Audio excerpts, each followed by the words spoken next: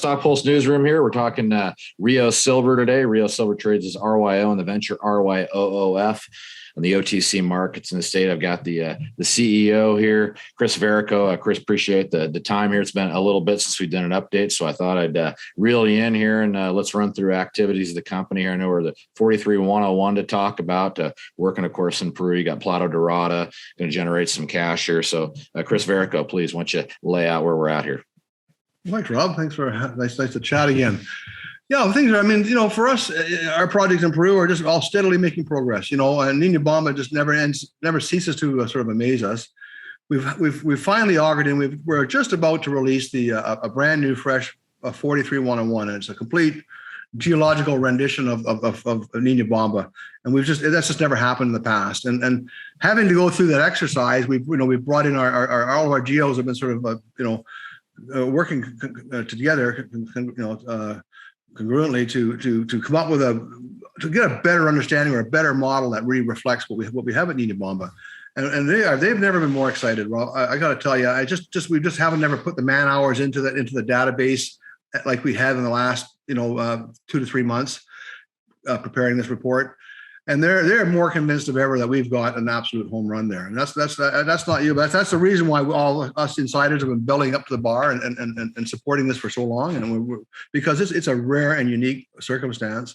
We're about to put the drill bit to it. Like, we can see it. Like, it's a few months away yet, but it's coming closer every day. And what Jeff Reeder is our chief consulting geologist.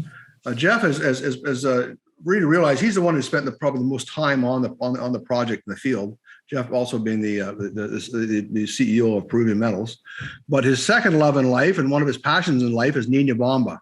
And Jeff brought me in to take over and look after Rio Silver, and so I would basically nurture Niñobamba to get it to this point in time and get its exposure to the market, so the market can do its wonderful wealth generation things that we're all so patient to have happen, and writing big checks in order to prepare for. So. What we realized there now is we've got a big low sulfidation unit at Niñobamba North, and right immediately underneath it is a high sulfidation part off the side, which is kind of unusual, where you don't usually get the two mineralizations with economic potential side by each like that. It comes in the very basic modeling. A gentleman called Richard Silito, one of the biggest foremost authorities in porphyry, copper, gold settings and geological model. He always shows these high sulfidation models with little low sulfidation events happening off the side. But the big focus with those guys was always a high sulfidation, and the very low cost gold production that can happen with that. So anyways, we realize here now we've got this chalcedony cap. It's just running about 1.5 kilometers long, and it's running between 2 and 3 ounces of silver. The top part of the very few drill holes that have been into it, let us believe the top part of it's kind of a little bit of gold with the silver. Then as you get down another a few meters down, or 10 or 15 meters into it, 20 meters into it, it just starts to bleach into pure silver. And this cap it's zero stripping. It's lying right on surface at the top of the mountain. And it's economic grades. Now, right beside it, and just down slope immediately, we found not really outcropping, but we discovered in our trenches this big Buggy Silica unit, and it was consistently there's a few little tiny outcrops, but very nothing the naked eye would notice at a shot. But these Buggy Silica units are a high sulfidation. It's a kind of a rock that all explorers are looking for. It's a dream rock. You can make money at quarter gram. I mean, there's huge companies. Yanacocha, the largest gold producer in the world, and it's all based on the Buggy Silica, the gold and Buggy Silica, and that's a preconditioned. I won't get into a quartz rock that's got the vugs in it. That's from acid washing and leaching in the previous geological cycles, and then the gold gets introduced to it like in a steam engine or a big kettle. And that runs for quite a few million years. It provides an environment or a home for the gold to sit in. And these are both economic potentials, and they're both side by each and sort of parallel. And we believe there's just what we're looking at, there's 200 million ounces of silver in that cap. And next to it, there's probably 400,000 ounces of gold that's going to be right close to surface, very low, no strip or very low strip, very low strip cheap mining, which would be a starter pit, probably in the gold system. Although we have all this silver sitting on top. the silver would actually take more of a conventional mill. And the kind of throughput that we would envision there would not affect the cost of conventional mill or heap leach, both about the same. But so that's what we know about it. I mean, that's all, and that is all focusing on our Niñobamba target at the project. We also have the Joramina, which is the other, it's just a few kilometers away. And that was all the work that Newmont did, spent $9 million on that thing. And commencing in 2012, and all their guys on the project were recommending they go ahead with full feasibility, and which have been drilling. They've done all this tremendous amount of desktop studies on it. They couldn't working on fatal flaws and all that sort of thing, and they just kept going forward. And it's looking very sexy. It just never had a lot of drilling. They did, but they were just at that point. So, and then 2012, all the music stopped, and just about every exploration program on the planet stopped in 2012. And so all this stuff went into a time warp. And so we had Newmont on one side. It's a big collapsed caldera. We got sort of Newmont, which actually would be in the center part of the caldera, actually geologically. And we've got Niñobamba, which is up on the sidewall, and it's in the hot spring environment of the rim of the caldera. And these two, that's so you've got Niñobamba and Joramina. And Joramina, we've hardly ever done any work on it. We've just the markets haven't allowed us to spend that much money there. But it in itself is a world-class target. That could be any junior, any self-respecting junior in this market today would just love to have Joramina alone to run with, because that thing is a world-class target. It's probably rivals most things being forwarded today. Niñobamba, there's our jewel. It's always been the low-cost gold production is always that we've discovered. We discovered the gold potential. Our guys actually, the previous operators didn't even realize see the gold potential, but our guys saw that early in the game, 13, 14 years ago, and especially when they're trenching, because they were trenching off on the silver unit, like I say on the cap, the silver unit, and they're going down slope, which is now towards the gold unit, and all the trenches, four of the trenches ended up in this Buggy Silica, and it was all running a gram plus gold. And and then those guys stopped trenching because they were just going down slope, and it was getting deeper and deeper on them. All the waste rock pile, how it is, and they can only get so far. They were just digging hand dug trenches. And when we got the samples back, we couldn't believe it. That it was just running, a gram plus gold and all this in this Buggy Silica. It's a second home run. So that got everybody excited. The silver, so that would be a starter mine. That is a perfect starter mine to bring on the silver production up top, and the silver and the gold production is all a low sulfidation environment at the Joramina, where Niñobamba is, where Newmont worked, and that would also require more of a conventional mill and circuit.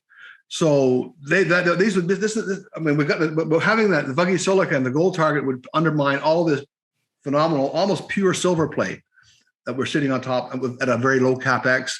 In a way that Rio Silver could really run with the ball for quite some time. Absolutely. I don't want any self-respecting developer, when they see that scenario, goes, this is a home run. This is something you could actually do and take to the main street, and you don't need to dilute the hell out of yourself. We think we can get there. And so this is the vision. So that's what the company's focus is on. We call the whole project Niñobamba, but it's actually Niñobamba and Joramina. But the whole project Niñobamba, and we've now on the Niñobamba part, we've now spent more time on the desktop work and analyzing all the historic data than we ever have, period. So we've got this 43-101. It's about to be delivered. We think it'll get approved by the exchange, I think, in the coming week or two, and we'll have it out super quick, within 2 or 3 weeks. We'll have the 43-101 out. It's going to talk about all the things I did, and it's really exciting now, because before we had all these different cartoons and bits and pieces of the geology, but now we've got a real model, and it's a true proofed out model, and we're quite excited about that. And so that's just and in order to pay for all this, in the meantime, we're working very hard on our Palta Dorada joint venture, which is in the northern part of Peru, central north, with our partners, Peruvian Metals, and we're working on. We've been doing a lot of work there during COVID. COVID restricted us a lot of ways, but what we did about COVID was quite simple. Was we advanced a main access drift underneath the structure. It's a vein system. We're 200 meters, or almost 200 meters underneath the thing. We've got another 50, 60 meters to go. But right now, we're actually working up top. We're going to pull out a bulk sample. We're going to just say 300 tons, That makes for a good sized batch at our partner's plant. And like I say, our partner's Peruvian Metals. If we got a plant, it's around the corner, basically. It's up in northern Peru. There's no mountains. They're all both these projects, our Palta Dorada and the plant, are very close to the coast. Just a hop, skip, and a jump off the Pan American Highway, literally. Very low cost. We can move that rock from Palta Dorada to the plant for about $18 a ton. It's not a consideration. It's very cheap. And we're talking the rock that we've been sampling, or the rock that we've hoped to get there. We're talking $800 rock. So we're going to try and get ourselves 300 tons of $800 rock on the table. It might take us a month and a half, but we'll get that done. That'll actually pay back for just about all the development money that's gone into this thing prior. I mean, it'll certainly give us some capital going forward to continue on, and we'll probably continue on that high grade campaign that we're doing right now, and we'll also continue our drift underneath the whole structure. That will eventually drop. Eventually, at some point, we'll mine the whole structure out. Where right now we're 50 meters underneath where we're working, or 60 meters. But eventually, we'll drop that whole sequence out, and in a very cost-effective way. But right now we're high grading. We're going to have a winch up there, and we've got the guys. We're going to winch everything out to the top, right at the very top of the exposure where it comes on the mountain there. They're about 100 feet down, 35 meters down, and but we can get those. We've got a good crew now. We're more nimble now. The COVID restrictions are gone. We can move people in and out of site.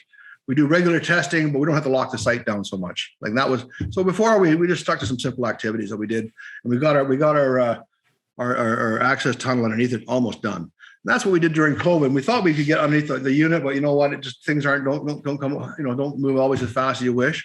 But it was a great activity to be doing during the last couple of years because it was very simple and very because it's very easy to schedule. But now we got crews working up top. There's a lot of timber work up there we're doing right now.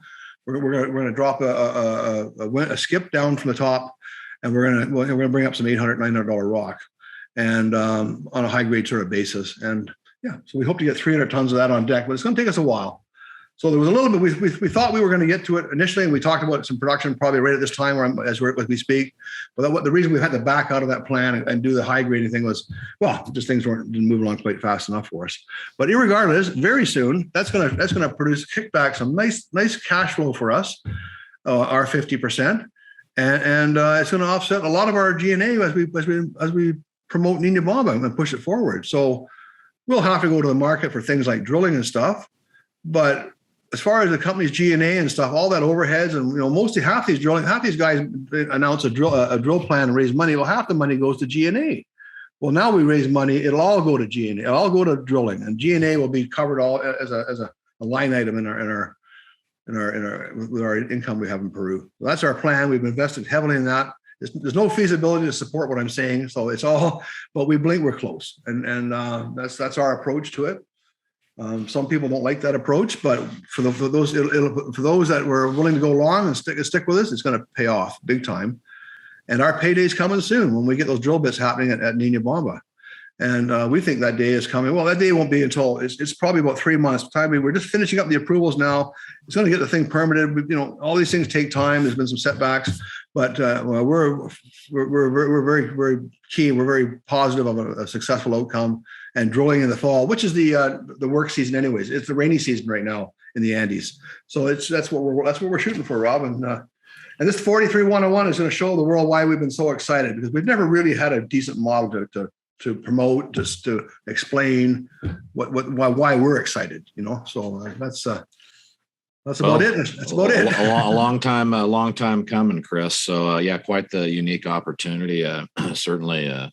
I don't know, I guess I'll use the word de-risked a little bit, certainly with Palta Dorada. So unlike most juniors with that burn rate. So exciting. So I guess we'll pay attention and see when you have that 43-101, I'll circle back with you and you can tell us a little more of what you just did. But seems like things are set up for you, and we'll certainly keep our eye out and look forward to that drill bit coming in the fall. So Chris Verrico, he's president, CEO of Rio Silver, RYO on the venture RYOOF. OTC markets in the States. Hey, Chris, thanks for that update. And I'll look forward to checking back in when you get that 43-101 for us. Thanks, Rob.